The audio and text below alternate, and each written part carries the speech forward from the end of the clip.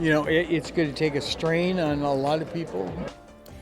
Right now at noon, the community coming together as fire officials say the Akawa Butte fire is becoming the nation's top priority. The latest from the fire line. Plus, It is a huge craft, two huge craft, and they have 6 people on board. There are at least 6 other people that have been murdered.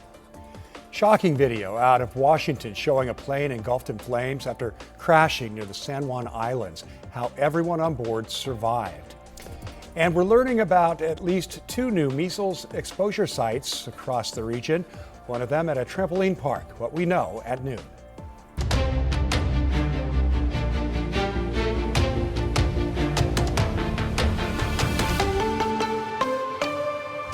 And we start this afternoon in Central Oregon, where firefighters are now calling it the #1 priority in the country.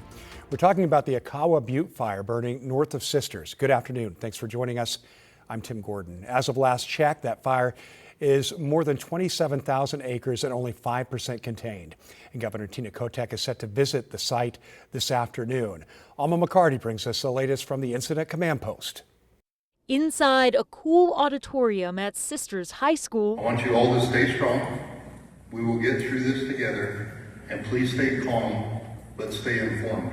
Assurances and information from fire officials. This Akawa Butte fire is the #1 priority fire in the nation. In essence, gives us dibs on the resources. The panel didn't downplay the seriousness of the 26,000-acre fire, which intensified Wednesday before rain set in.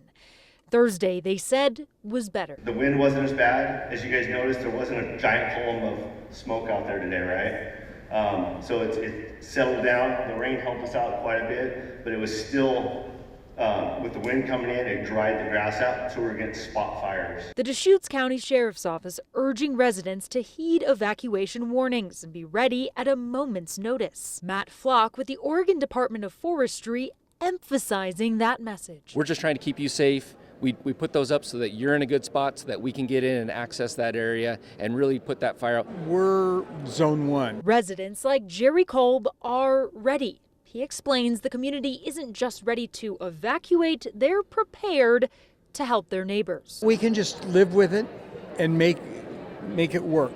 It's going to take a strain on a lot of people. Virtually everybody there is going to be doing something to forward this effort this week. Alma McCarty, KGW News. Overnight, crews said they are cautiously optimistic that evacuation levels will hold steady. But with the red flag warnings in effect, there's still plenty of risk, and the fight on this fire certainly not over. And Portland Fire and Rescue set its own team to respond to the Akawa Butte fire. It's made up of 4 firefighters who were trained not only to put out fires, but to help fellow firefighters who get stuck in vehicles or need a rope rescue. The crew also has a paramedic. Our REMs being available on the division gives them confidence to go do good work, knowing should they have a bad day, folks are coming for them. The Rapid Extrication Module Support Team, or REMS, will work 16-hour days for the next 2 weeks. That fire is one of nearly 150 active fires burning across the state right now, according to the Oregon Department of Emergency Management. Now, local officials are reminding people to protect their homes from wildfires. Things you can do: take a look around your yard and remove anything that may become kindling. That's things like dried leaves and pine needles. If you have trees around your home, remove branches that are close to the ground to prevent the fire from climbing up to the tops of those trees. It's also a good idea to remove combustible materials like outdoor furniture cushions from your yard or patio. All right, taking a live look over the Dalles there, where we're tracking critical fire danger across eastern and central Oregon. Let's kick things over now to meteorologist Chris McGinnis, who's tracking the very latest. Yeah, and the winds are kicking up in that part of the state as well. West winds are going to be whipping through the gorge. Air quality right now good across northwest Oregon, but as you hop over the Cascades, we have all kinds of colorful dots on here representing various shades of moderate to unhealthy to, in some cases, very unhealthy air. Case in point, that purplish dot near Prineville in the very unhealthy category. And that means basically even the strongest, fittest, youngest people need to be limiting their exposure to this. And really everyone in general should just limit exposure to wildfire smoke, as it's just not good to breathe in. And you see that we have degraded air quality getting out towards Wheeler and Grant. and out towards Union and Wallowa County as well, all downwind of the fires that continue burning. To Tim's point, red flag warnings for increased fire danger continue today and tomorrow out across the Columbia Basin and through Central Oregon. So in addition to dealing with the current fires, the conditions are favorable for the spread of any other spark that should spark a new fire, and so that is a concern as well. Current fires again send the smoke plume to the east and will continue to do so over the next 24 to 36 hours. You can see that here in our visible satellite imagery here across Jefferson, Crook County, Deschutes County, and out towards Wheeler and Grant County, and up into Union County as well. It's just an unfortunate, really tough situation for those folks. In the metro area, the skies have cleared. We had brief morning clouds that are gone. We're up to 75 now at the airport, and the plan for the rest of this afternoon, come on, there we go, mid-80s today. So with the earlier burn off of the cloud cover, Tim, today should be noticeably warmer. It's also the warmest day in my 7-day forecast. We take a little dip as we go into Saturday. We'll look at that coming up in just a few minutes. Thanks, Chris. We'll see you then. News here. We're learning veteran Portland radio broadcaster and former KGW personality Craig Walker has died. Walker spent decades at the mic, serving as one of Portland's best-known on-air personalities at K103 from the early 70s through 2005. He was on KGW radio actually before that. He was also a primetime personality here at KGW TV as a host of PM Magazine and Good Evening. So many people know and love Craig. His longtime colleague John Erickson and K103 announced Walker's death in a social media post, saying they will be honoring his legacy next week. Health officials are warning about a new potential measles exposure at a trampoline park in Beaverton. They say someone with the virus was at the Sky Zone trampoline park last Saturday from noon to 3. So if you were there, health officials say you should contact your doctor, especially if you're not vaccinated. In the last hour, we heard from Sky Zone, which says the health and safety of guests and their team is a top priority. They say they're upping cleaning protocols and deep cleaning high-touch surfaces throughout the day. They added in part, quote, "We are in close contact with local health authorities and are following their guidance." Meantime, Clark County health officials are warning of another possible measles exposure site in Vancouver. They say an unvaccinated child had measles while visiting Vancouver Clinic's Salmon Creek 1 location. They tell us it happened back on July 17th. The child was there from 1:30 to 5:30 in the afternoon.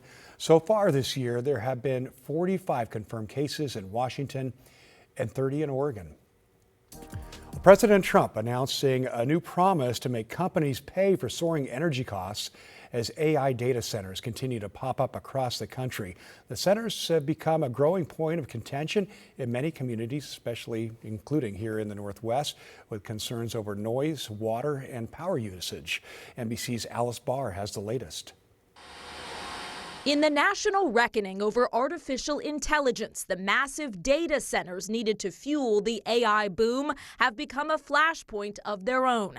And across the country, I went door to door. Everybody is extremely against this. Local communities are fighting back against their construction. It just changes the entire environment right now. Right now, it's beautiful, it's peaceful. On Thursday, President Trump announced a new pledge seeking to keep surrounding home and business owners from bearing higher electricity costs because of the huge amount of energy the rapidly growing number of centers requires. It's only fair that the cost of building the new infrastructure required to meet this demand should be borne by the corporations themselves, not by the American consumers. The president said nearly 200 stakeholders have signed the pledge, from utility companies to developers, and 23 governors, all Republican. New York's Democratic Governor Kathy Hochul is now the first to sign a statewide moratorium on data center development for a year. We're not just going to get swept up in this Wild West gold rush.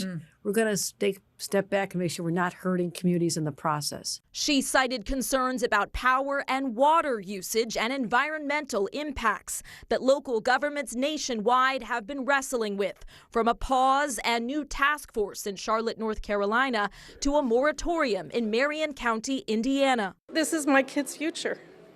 This is the future of our planet. While President Trump points to new jobs and competition. If we don't do this, we're going to be left behind in the global AI race. In Washington, Alice Barr, NBC News. Now here's a look at some national headlines this afternoon. The teenage gunman in a deadly 2024 Georgia school shooting has now pleaded guilty. 16-year-old Colt Gray was in court this morning, changing his plea to a guilty in a non-negotiated plea, meaning nothing was offered by prosecutors in return. 4 people died and 5 others were hurt in the shooting at a school 45 miles outside of Atlanta. Gray is expected to be sentenced to life in prison. OpenAI is rolling out its dedicated health experience, ChatGPT Health, to users 18 and older. The updated version lets ChatGPT reference relevant health data in any conversation, creating responses from things such as doctor's notes and blood tests. OpenAI says your medical information is not being used to train its AI models. Mortgage rates just hit their highest level in almost a year. The average 30-year fixed mortgage rate is now 6.58%. That's the highest it's been since August of last year. Mortgage rates loosely follow the 10-year Treasury yield, which signals how investors are feeling about inflation. It rose yesterday, meaning bond markets expect interest rates and inflation to remain high.